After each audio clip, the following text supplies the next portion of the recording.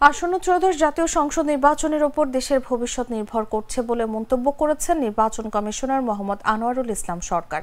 সোমবার বাংলাদেশ পল্লী উন্নয়ন একাডেমি কুমিল্লার সম্মেলন কক্ষে এক কর্মশালায় তিনি এই মন্তব্য করেন।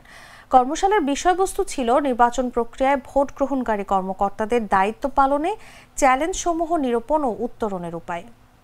সরকার চাচ্ছে একটি ভালো নির্বাচন কমিশন জেহাদ ঘোষণা করেছে একটি ভালো নির্বাচনের জন্য।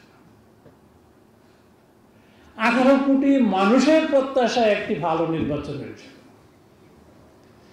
তাহলে আমরা যারা নির্বাচনের কাজে নিয়োজিত থাকি, আমাদের তো কোনো ভয় থাকার কারণ নেই।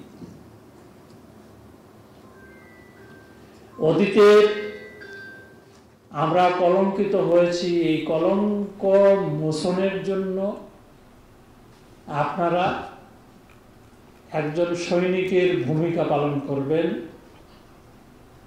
এই জাতিকে দেখিয়ে দিতে হবে